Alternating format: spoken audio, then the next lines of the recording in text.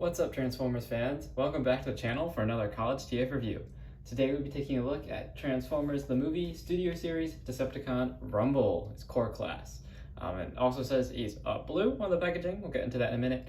But be sure to check out the Chosen Prime. They should be getting this guy in stock shortly, and you can pick him up there along with any other Transformers you want to add to your collection. So we'll start off with a quick look at the packaging. And it is your normal studio series or core class packaging, just some shots of Rumble and various angry poses with his hammers. And this does actually come with his hammers this time, opposed to the Siege release, which did not. And we get his instructions, fairly straightforward, but it does showcase integrating his weapons, which we will definitely touch base with. So that's it for instructions and the main packaging, but then we also do get included this display base in the package, just another scene out of the G1 series. This is like, I think, some antenna they're trying to destroy. Rumble breaks it, so there's that. If you so choose to display your Transformers with it, it looks pretty nice. I will say these gaps for where the weapons were stored in the packaging do not look the best, but you can use it if you so choose. And let's get straight into the figure now. I really like this guy. I think he's a fantastic and much needed addition to your Soundwave figures, whether that be the Netflix series or the Legacy versions, but he looks awesome. Got these nice hammers. He's got his guns. So let's just start out by pulling off these hammers so you can take a look at some of those details a little closer. Flip out the fists here. Very tiny fists. It's awesome that they actually engineered those in. There you go. All right, there he is. So very nice face sculpt there. The red visor and silverish white faceplate. Very clean. Nice purple. It's all just molded plastic with some nice silver detailing throughout. Nice Decepticon symbol there. Some more silver on the crotch there. No paint on the arms, except actually this blue is all painted on the upper arm here on the shoulders. This is plastic, and nice red and some silver highlights, and even some yellow inside there, so nice it's all picked out. And then on the back we do, on the sides, you'll see in cassette mode, some more very nice paint apps revealed once we get him transformed. So definitely a very nice looking figure. For articulation, his head is on a ball joint, so it can do the whole 360. It can look down a little bit, look up to a very, very significant degree due to transformation, and then it can kind of wiggle side to side if you want to. Then the shoulders, due to transformation again, do also have this extra joint in them. I'll kind of take off these guns, makes it a little easier. It's a very stiff joint, but you can get them up like that if you wanted to. But then they also are just on a ball joint, so you get the full swivel. And then go out all the way. Nothing at the elbow, which is unfortunate. It's probably my only complaint with this figure is no elbow joint. On the wrists, I guess you can hinge out in and out if you want, but that is about it. Then also, unfortunately, no waist rotation, which I think they totally could have integrated into this figure, seeing as how it's designed. They definitely could have given him a waist pivot, I think, but not a big deal. But he can kick forward to a great degree, kick back, and then out to the side. And I actually really like that this is not a ball joint, but instead a pin joint. Very nice. And then knees can bend to a significant degree there. Very nice. And then no ankle rock or any kind. It's a core class and it's cassette, so he's like even tinier than a normal core class. But he does have, you could use this transformation joint to hinge his foot up, which is actually kind of useful for running poses. So that is Rumble's articulation. So pretty good, definitely overall. Now, in terms of accessories, he does come with his two guns, and there are two ways to integrate them. So first off, as you saw in the opening, you can have them just pegged into these ports on the back there, much like the original toy. And so you can give them that look, which is always the classic Rumble appearance. Or you also do have these ports on the arms, and so you can tab them in to the arms.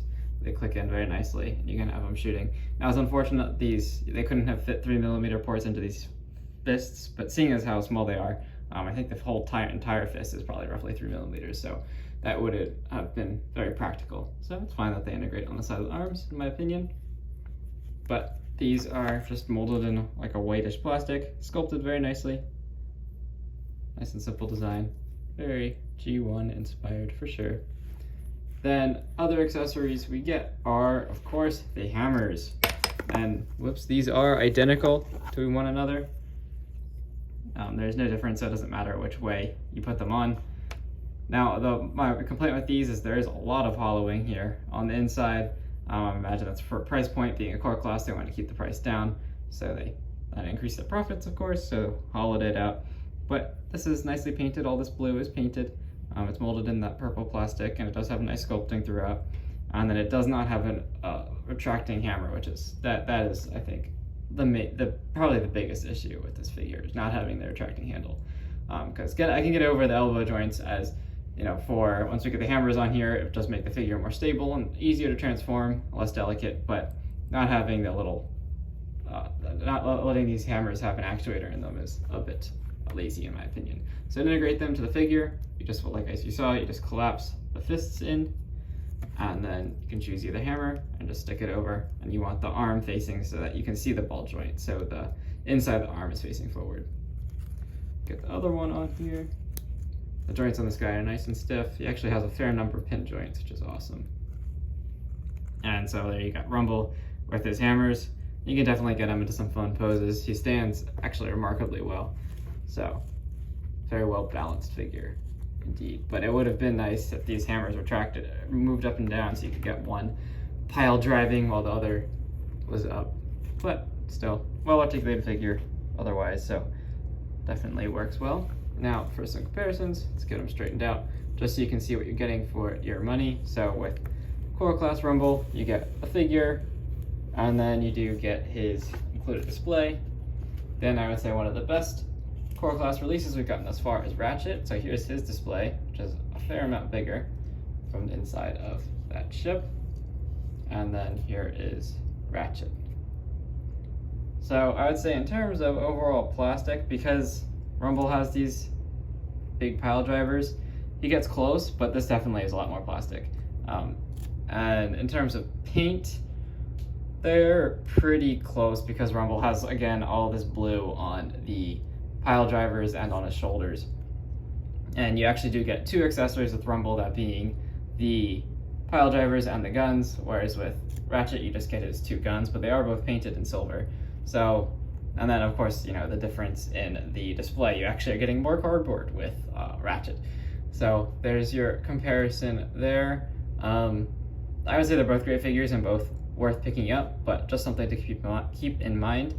And then also arguably Rumble is an accessory, and he probably should have come in like a 2-pack like the Siege Wave, I would say, to warrant the same price point as like a standard Core Class figure. Or he could have even been like $15, but something, he's a little bit lacking for that price point, I would say. But still definitely warrant the pickup. So then also for another comparison, bring out, of course, the more relevant scaled figures. Here is the Ravage that came with Netflix Soundwave, and there is Netflix Soundwave for comparison there. So definitely fits in with the crew very nicely, for sure. And now we can get into transformation. So just move these guys over for now. We'll bring them back in a second, of course, to show cassette mode. Whoops, sorry about that. Cassette mode integration. Rumble is rumbling my studio. All right, so to start, just remove all his weapons here, set them off to the side.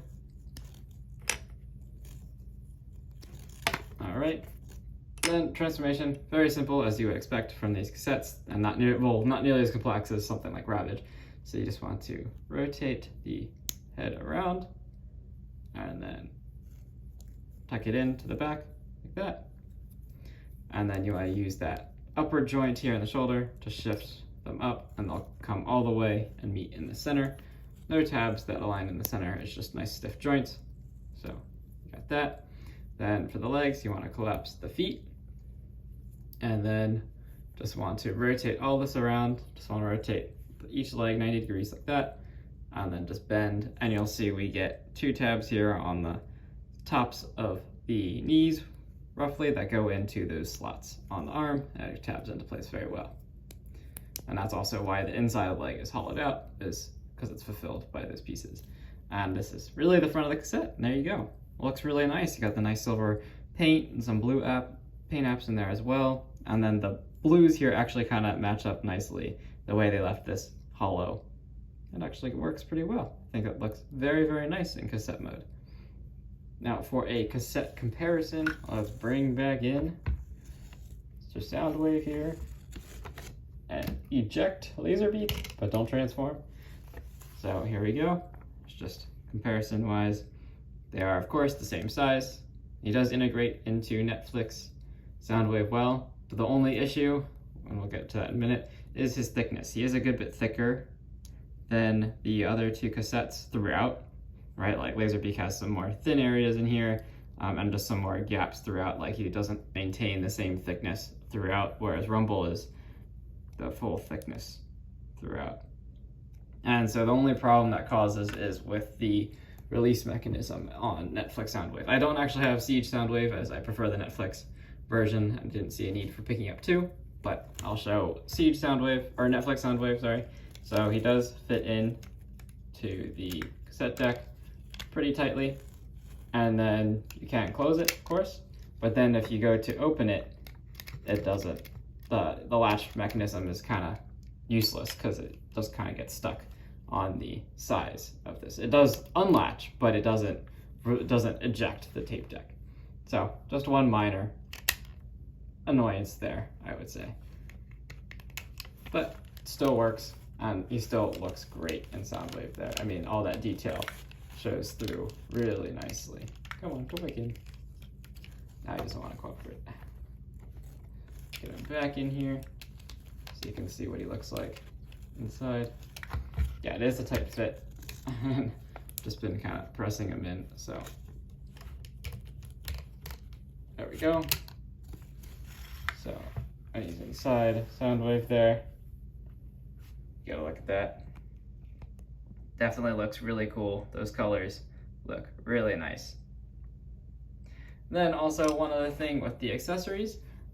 These pile drivers do have a 3mm port on the side, and it looks like a 5mm port on the top. So you probably could put some blast effects in here if you wanted to, or some of your other bigger figures as weapons. Let's see, can you take Soundwave's gun and put it in there?